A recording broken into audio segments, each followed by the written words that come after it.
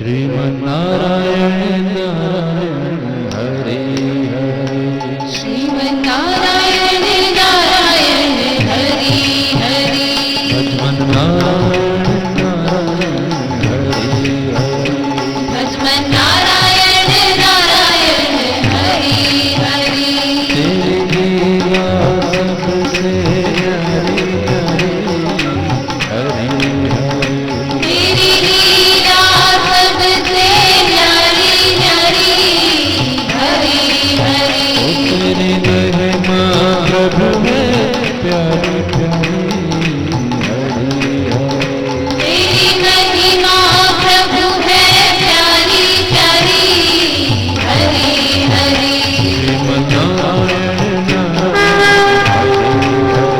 श्रीमन्नारायण नारायण हरे हरे भजमन्नारायण नारायण हरे हरे भजमन्नारायण नारायण हरे हरे तेरी लीला सबसे प्यारी प्यारी हरे हरे तेरी लीला सबसे न्यारी न्यारी हरे हरे तेरी महिमा प्रभु है प्यारी प्यारी हरे हरे तेरी महिमा प्रभु है प्यारी प्यारी हरे हरे श्रीमन्नारायण नारायण हरे हरे श्रीमन्नारायण नारायण हरे हरे भजमन्नारायण नारायण हरे हरे भजमन्नारायण नारायण हरे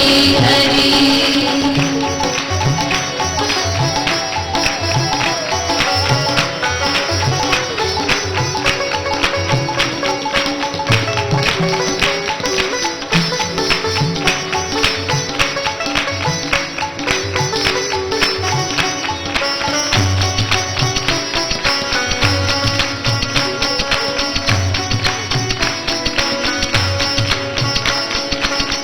अलग निरंजन भव भंजन निरंजन दाता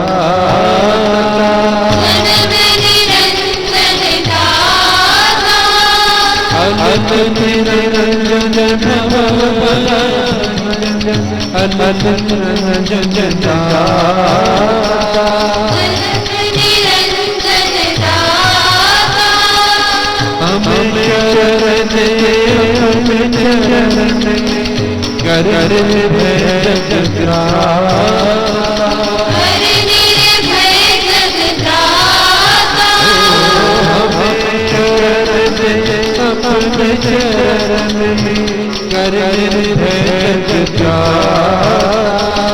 हर निर्भय जगत्राता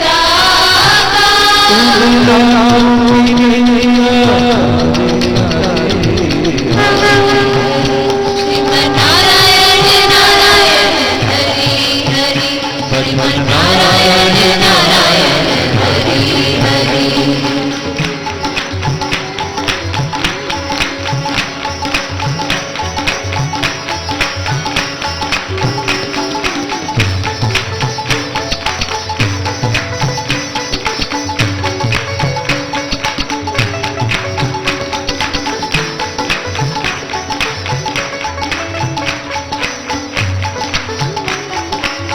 प्रभु के नाम का पान जो छूटे तो हो जाए सोना। हो जाए सोना प्रभु के नाम का पान जो छूटे वो हो जाए सोना। हो जाए सोना दो अक्षर शब्द लेकिन बड़ा सलोना। लेकिन बड़ा सलोना दो अक्षर शब्द लेकिन बड़ा सलोना। लेकिन बड़ा सलोना संकट टाले श्रीमन्नारायण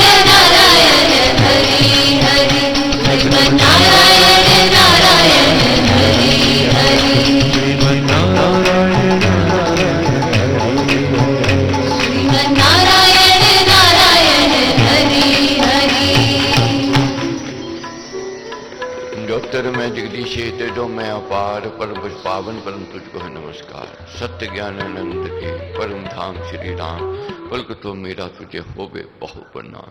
मुझे भरोसा राम तो रे अपना अनमोल, रहूं मस्त चिंत में कभी न डाम दो। गुरु जी को करिए वंदना भाव से बारंबार, नाम सनोखा से किया जिसने भव से पार। निराशा, उदासीनता, भय, चिंता और कुचिंता, ये मन के रोग कहे गए हैं।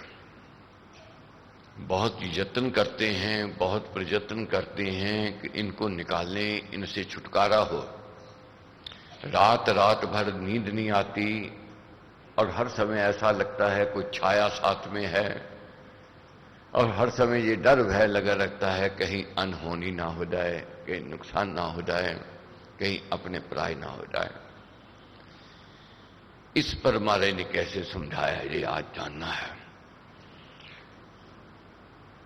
श्री भक्ति प्रकाश जी में पृष्ठ नंबर है 419,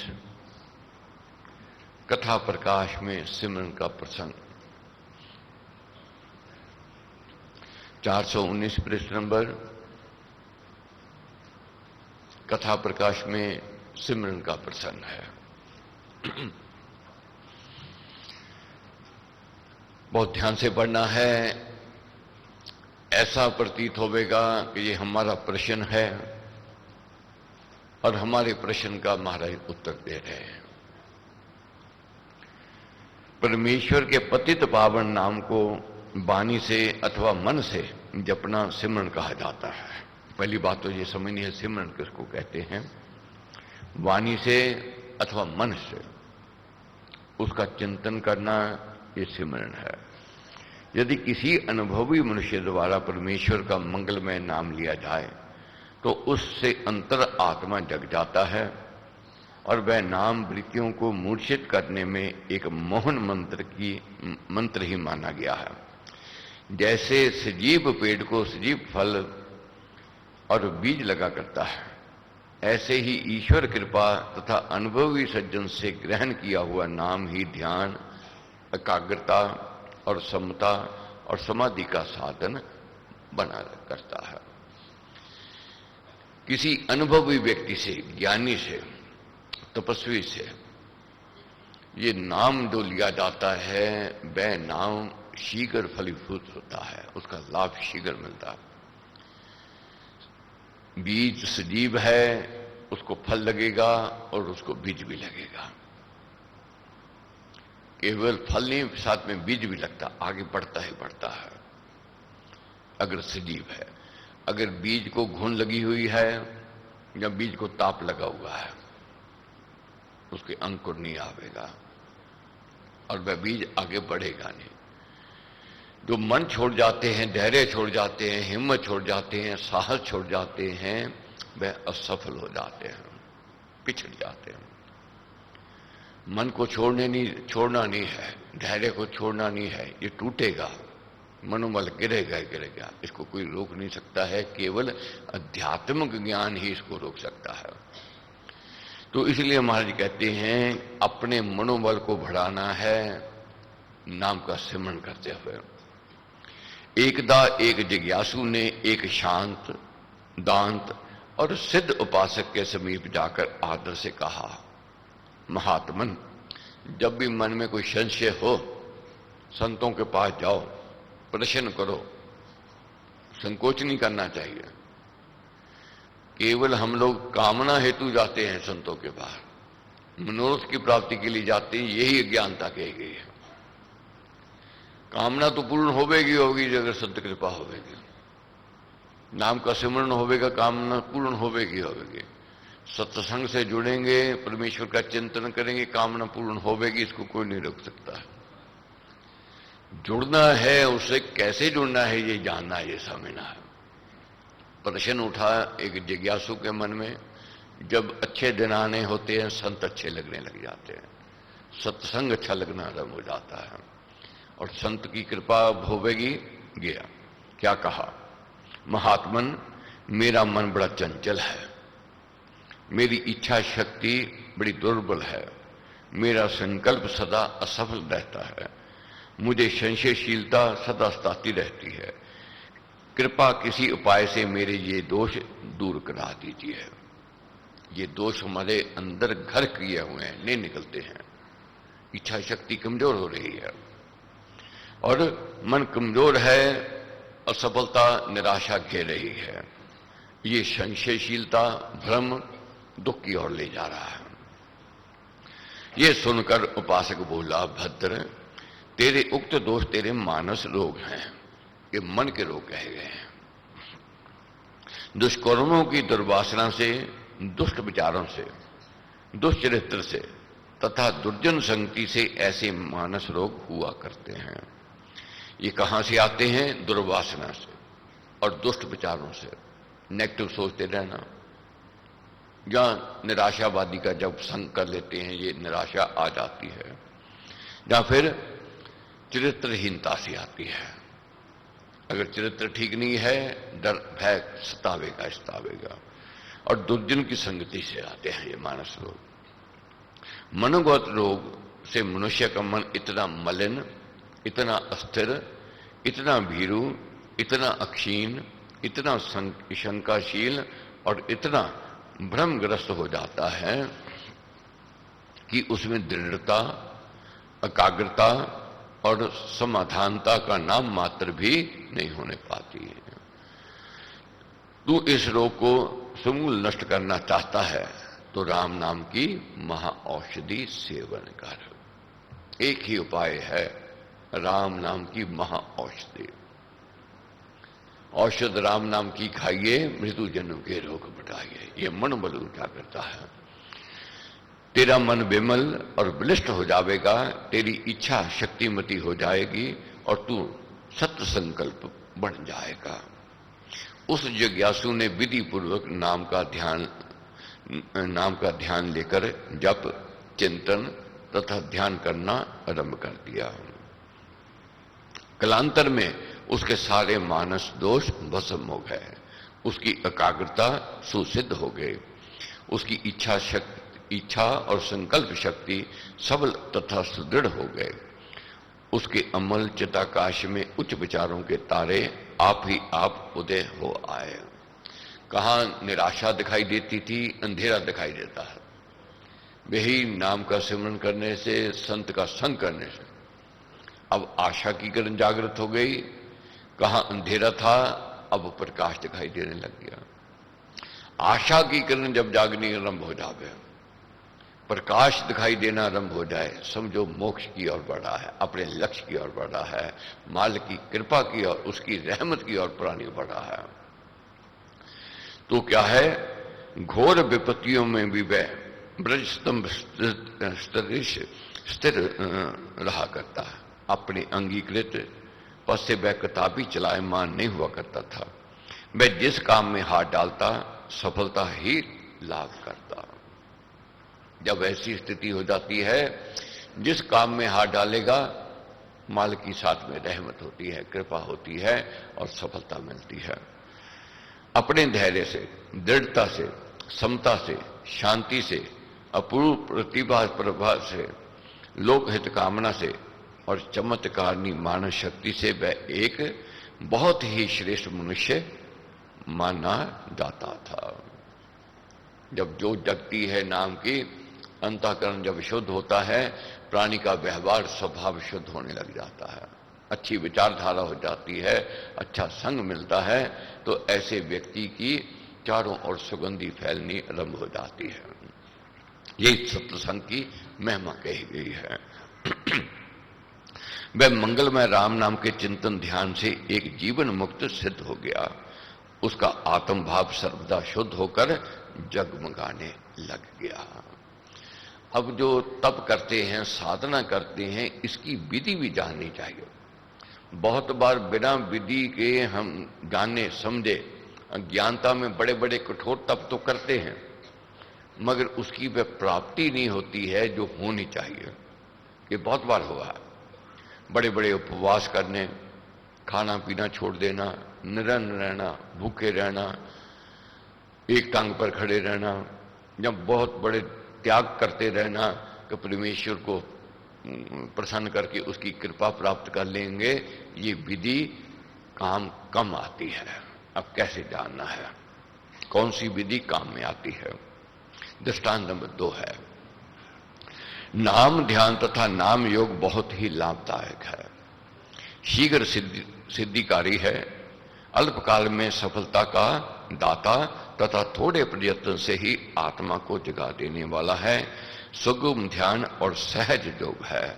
इसीलिए महाराज ने कहा राम जाप है सरल समाधि, हरे सब आदि व्याधि उपाधि, रिद्धि सिद्धि और नवनिधान, दाता राम है सब सुख का। ये सरल समाधि कही गई है। क्यों सरल समाधि है? चलते फिरते उठते बैठते सोते जगते नाम का सेवन, अपनी ड्यूटी कर रहा है, अपना काम धंधा कर रहा है, कोई बात नहीं, करता रहे, नाम का सिमरन साथ में, परमेश्वर का चिंतन चल रहा है। यह सुगम योग और सहज योग कहा गया है। इस योग में साधक अपने परमेश्वर के समीप होता है, वह उसी अनंत हरि का आह्वान करता है और समाधि काल में उसी से मिलायता लाभ कर लेता है। एक बार एक युवक घर बार सगे संबंधी और इष्ट मित्र सब कुछ को छोड़कर ध्यान की धुन में एक तपोवन में जाकर तप करने लग गया। उसने अति कष्टकारी तप से अपनी काया को सुखाकर कांटा बना दिया। उसका अस्थि पिंजर सूखी लकड़ियों की भांति चलते फिरते खड़खड़ करने लग गया। उसका तापस गुरु और उसके तपस्वी संगी साथी उसकी बड़ी प्रशंसा करते और उसे कहा करते कि तू अब एक ऊंचा योगी और उत्तम सिद्ध पुरुष हो गया है। एक व्यक्ति के मन में जिज्ञासा उठी तप करने की, साधना करने की, परमेश्वर की रहमत कृपा की प्राप्ति की। घर बार छोड़ दिया, अपने सके संबंधी छोड़ दिए, मित्र साथी छोड़ दिए, तप भूमि में चला गया, तप करने लग गया। और जो उसका गुरु था उसने तप करना सिखाया और वह तपस्वी निरन्न भूखा रहने लग गया। तरह तरह के त्याग कर दिए, तरह तरह के वह अनुष्ठान करने लग गया। देखते देखते उसका शरीर सूखने लग गया, अस्थि पिंजर खड़खड़ करने लग गया।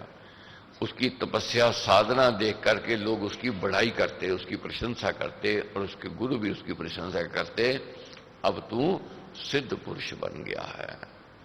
मगर जिसका अंतःकरण शुद्ध नहीं है वह सिद्ध कहां से होगा? अंतःकरण में पवित्रता नहीं है, भाव उत्तम नहीं है, वह सिद्ध कैसे होगा? नहीं हो सकता है। अब समझना है कैसे समझ आया। सब उसकी प्रशंसा करते, परंतु वह अपने आप को जब भी विचार नेत्रों से निहारता तो अशांत, असंतुष्ट, असफल, अतृप्त, बहुत ही व्याकुल और अत्यंत चंचल ही पाता। अपने आप को देखना है, जानना है, कैसे? विचार नेत्रों से। हर एक प्राणी को पता चल जाता है कि मैं किस दिशा की ओर जा रहा हूं। क्या मेरा जीवन उज्ज्वलता की ओर जा रहा है या अंधकार की ओर जा रहा है? जरूर ध्यान में एकांत में बैठ करके विचारना चाहिए, क्या मैं बढ़त की ओर जा रहा हूं या मैं घटत की ओर जा रहा हूं? अंदर से उत्तर मिल जाएगा। अब वह अपने आप को निहारता विचार नेत्रों से, लोग तो प्रशंसा करते, उसकी बढ़ाई करते, मगर वह अपने आप को धिक्कारता। क्यों धिक्कारता? मेरे विचार शुद्ध नहीं है, मेरा स्वभाव ठीक नहीं है, अत्यंत चंचलता है, मैं असफल हूं और अतृप्त हूं, असंतुष्ट हूं और अशांत हूं। ये चिंता खा रही थी उसको। तो क्या हुआ? उसके भाग्य उदय से उस तपोवन में एक दिन एक भक्त आकर ठहरा। महापुरुष का संग सुहाना, पुण्य कर्म परिणाम बखाना। जब पुण्य कर्म जागृत होते हैं तो संत मिलते हैं, संत का संग मिलता है, संत में रुचि होती है, संत की वाणी सुनने को मन करेगा, संत का संग करने को मन करेगा। ये पुण्य कर्म का फल है। बहुत बार ऐसा होता है, संत उपदेश देते हैं, संत कहते हैं, मगर मन उसमें टिकता नहीं, मन लगेगा नहीं। तो क्या कारण है? अभी विचारधारा ठीक नहीं, पुण्य कर्म जागृत नहीं हुए, अच्छाई की ओर अभी बढ़त नहीं है, और ऐसा व्यक्ति भटकता है। और उस भक्त के भाग्य संत मिल गए। भक्त ने जब उस युवक को, तापस को देखा और उसके मुख से उसके तप त्याग की करुणाजनक कष्ट कथा सुनी, तो उसका विमल मृदुल दिल दया भाव से उमड़ आया। उस तपस्वी ने अपनी कथा सुनाई, कैसे मैंने घर बार छोड़ा, कैसे मैं तप कर रहा हूं, कैसे मैंने निरंतर रहता हूं, खाना पीना मैंने छोड़ दिया है। भक्त ने वात्सल्य भाव से दर्शाते हुए कहा, सौम्य, आध्यात्मिक योग का तो तात्पर्य श्री राम का मंगलमय महामेल ही माना है। उस आनंद में अनंत में लीनता कहा है, स्वसत्ता की जागृति समझा गया है, और मन की शांति तथा समाधान ही बताया है। परंतु आश्चर्य है कि तू काया का कूटना पीटना ही योग मान रहा है। ये भक्ति योग जो है, ये डर और भय से नहीं है, इसमें प्रेम चाहिए, प्रीति चाहिए, त्याग है, अपने आप आवेगा व्यक्ति के अंदर जब प्रेम होता है, प्रीति होती है। कभी भी जीवन में देखो, किसी से प्रीति है, किसी से प्रेम है, किसी से अटैचमेंट है, हम वैसा व्यवहार चाहते हैं, वैसा ही व्यवहार करते हैं जैसा हमारा प्रीतम चाहता है, अपने आप हो जाएगा, क्योंकि जिससे प्रेम है उसको हम खुश करना चाहते हैं। मगर वही प्रेम है नहीं, प्रीति है नहीं, दम्भ कर रहे हैं, पखंड कर रहे हैं, कुछ छोड़ रहे हैं, तो कठिनाई आती है, मुश्किल आती है। तप तो किया, खाना पीना छोड़ दिया, भूखे ते रहे, मगर ध्यान हर समय कहां है? चिड़चिड़ा है। बहुत बार देखोगे व्रत रखे हुए हैं, बात करो कि बात ना कर तू मेरे से, क्यों ना बात कर भी, अंदर आग सुलग रही है, भूख लगी हुई है, ध्यान खाने में लगा हुआ है, ध्यान घूमने सैर सपाटे में लगा हुआ है, मन कहां लगे? नहीं लगेगा। ये तो मन का है जोड़ने का अध्यात्म, तो प्रेम को जगाना पड़ेगा। जबरदस्ती किसी को बैठाओ नहीं बैठेगा। मगर कभी कभी ऐसा होता है जैसे बच्चे को थोड़ा जबरदस्ती बैठाना पड़ता है, स्कूल भेजना पड़ता है, इसलिए कि उसको अभ्यास हो जाए, उसका मन लगने लग जावे। होता है ऐसा, जीवन में भी आता है, जब मन किसी का नहीं भी हो लेकर के आते हैं, जब इसका रस, इसका आनंद लेते, जैसे कोई पदार्थ है बहुत बढ़िया है, मगर दूसरे को अच्छा नहीं, कोई खाना नहीं चाहता, पीना नहीं चाहता, हम क्या कहते हैं? थोड़ा चख के देख, थोड़ा रस देख, स्वाद लगे, अच्छा लगे तो ले लेना, नहीं तो छोड़ देना। और किसी के कहने से ले लेते हैं, स्वाद लगता है, फिर कहते हैं नहीं नहीं और दे दे, और चाहना हो जाती है। यही सत्संग का रस है। जब मिलना आरंभ हो जाता है, फिर क्या कहता है? नहीं और चाहिए, और प्राप्त कर लो। और उसको संत मिल गए। प्यारे, ये मार्ग मार्ग नहीं है, उल्टे पथ पर से पग उठा ले, काया का पर व्यर्थ कोरा कोप ना किया कर। भगवत भक्ति का सरल, सीधा, शुद्ध और सच्चा पथ पकड़ ले। जाग, सावधान हो, विचार कर, और ये अमूल्य समय यो ही ना गवा। जागना है, सावधान होना है, ये बहुमूल्य ये समय है, ऐसे तप तपस्या में बर्बाद नहीं करना है। भगवत प्रीति से ही ये सुलभ है रास्ता, उसकी कृपा का, उसकी रहमत का, उसके आशीर्वाद का। नाम की कमाई कर, उसने कहा, इससे तेरा अवश्य में कल्याण हो जाएगा। भक्त ने ऐसे सार गर्भित उपदेश को सुनकर तापस को भगवत भक्ति का आवेश आ गया।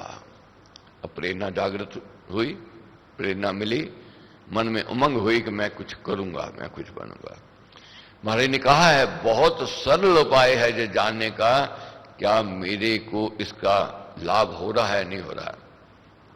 जब मन बुराई को छोड़ने को करे, जब अपनी त्रुटियां दिखाई देवें विचार नेत्रों से, तो समझ लो सत्संग का असर होना आरंभ हो गया है।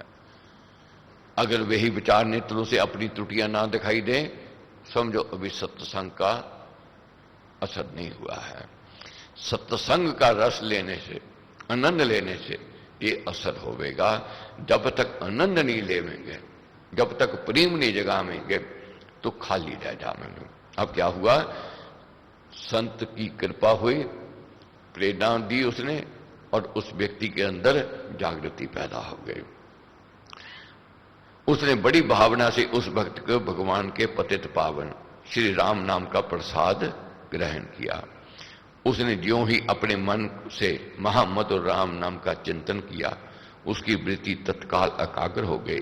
उसका हृदय सागर संशय विषेक की तरंगमाला से रहित होकर परम प्रशांत हो गया।